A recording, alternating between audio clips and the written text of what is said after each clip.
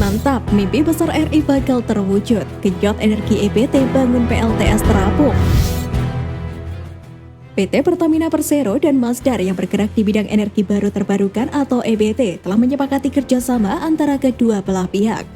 Direktur Utama Pertamina Niki Widiawati dan CEO Masdar Mohamed Jamil Al-Ramahi secara formal bertukar dokumen nota kesepahaman atau Memorandum of Understanding di Istana Kepresidenan Uni Emirat Arab di Abu Dhabi, tepatnya pada Kamis 4 November 2021, yang juga disaksikan Putra Mahkota Abu Dhabi Sheikh Mohammed bin Zayed Al Nahyan dan juga Presiden Republik Indonesia Joko Widodo.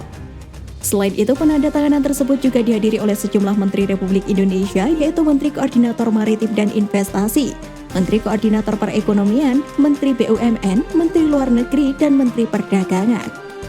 Pertamina Power Indonesia sebagai subholding Power and New Renewable Energy atau Pertamina NRE dan Masdar menandatangani nota kesepahaman untuk penjajakan bersama pengembangan PLTS terapung dan di atas tanah ground mount, serta solusi energi bersih di Indonesia. Direktur Utama Pertamina Niki Widiawati menjelaskan, Indonesia memiliki peta jalan transisi energi untuk Indonesia yang tertuang dalam Grand Strategi Energi Nasional, di mana bauran energi mencapai 23% pada 2025 untuk EBT dan 31% pada 2050. Dengan peta jalan tersebut, Pertamina percaya sektor energi dapat menurunkan emisi sebesar 314 juta ton karbon. Pertamina sebagai BUMN energi terbesar di Indonesia memiliki komitmen tinggi mendukung target pemerintah. Beberapa inisiatif pengembangan EBT Pertamina untuk mendukung target tersebut antara lain meningkatkan kapasitas terpasangnya panas bumi yang dioperasikan sendiri menjadi 1.128 MW pada 2026, pengembangan pembangkit listrik tenaga surya dan angin, serta green dan blue hydrogen, ujar Niki Widiawati. Niki melanjutkan, kolaborasi sangat penting dalam upaya mempercepat transisi energi. Kerjasama strategis antara Pertamina NRE dengan Masdar ini akan berpotensi mendorong percepatan transisi energi. Masdar merupakan perusahaan berbasis di Abu Dhabi dan anak usaha dari Mudabala, dan anak perusahaan dari Mubadala Investment Company, perusahaan nasional Abu Dhabi.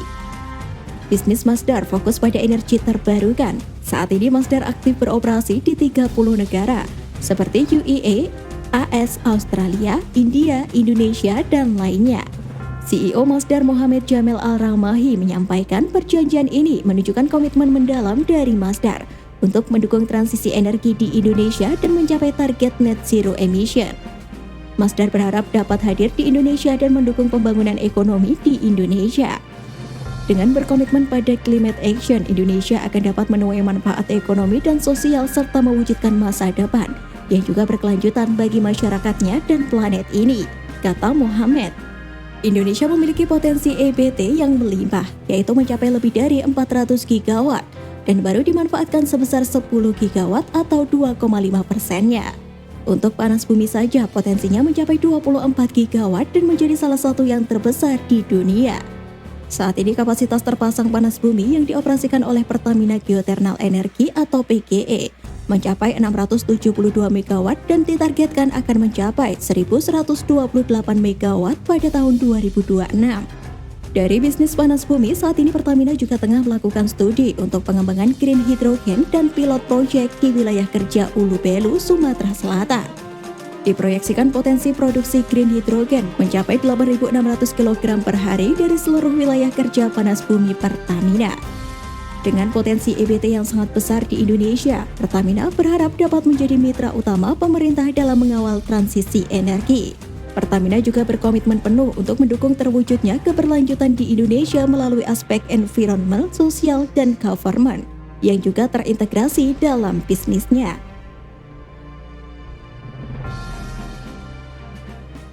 Jenius, langkah Menteri PUPR tarik investor luar negeri. Menteri Pekerjaan Umum dan Perumahan Rakyat atau PUPR Basuki Hadi Mulyono bersama Duta Besar Indonesia untuk Turki M. Iqbal melakukan pertemuan dengan Presiden Asosiasi Kontraktor Turki Erdal Eren dan Asosiasi Konsultan Irfan Agar beserta anggotanya pada Jumat 5 November.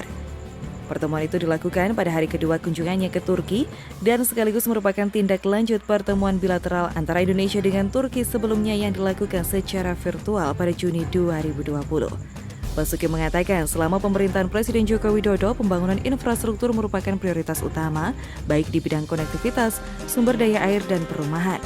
Dalam pertemuan tersebut, Basuki menawarkan sejumlah proyek. Basuki mengatakan Indonesia memerlukan anggaran sebesar 430 miliar dolar AS, namun hanya 30% bisa ditutupi oleh anggaran pendapatan dan belanja negara. Basuki mengatakan terdapat 24 proyek yang bersifat solicited dan unsolicited senilai 19 miliar dolar Amerika Serikat. Basuki menuturkan terdapat 10 proyek public-private partnership yang siap ditawarkan senilai 9,2 miliar dolar AS. Proyek-proyek tersebut terdiri dari 9 proyek jalan tol dan 1 proyek bendungan.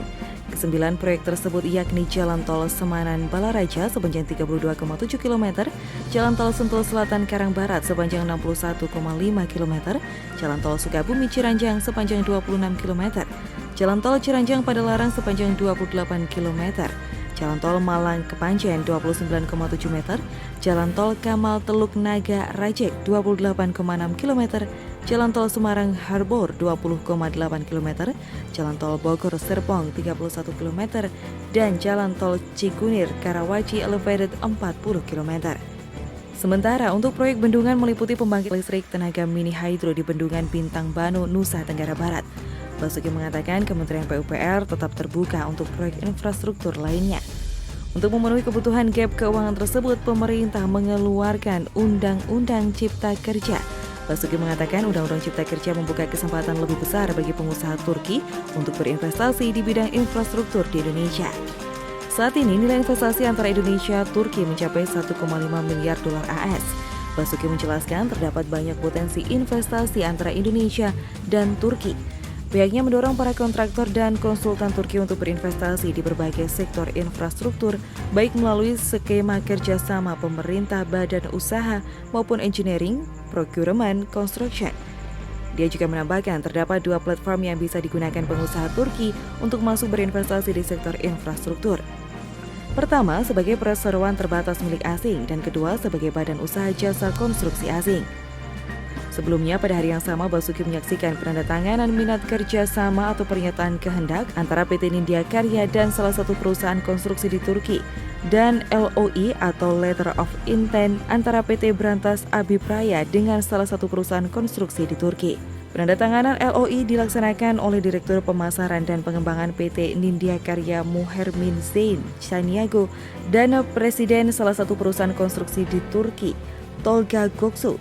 Selanjutnya, penandatanganan LOI juga dilakukan oleh Manajer Umum PT Brantas Abipraya Prasetyadi dan Eksekutif Hubungan Internasional Yoruk Holding Sylvia Sliwinska.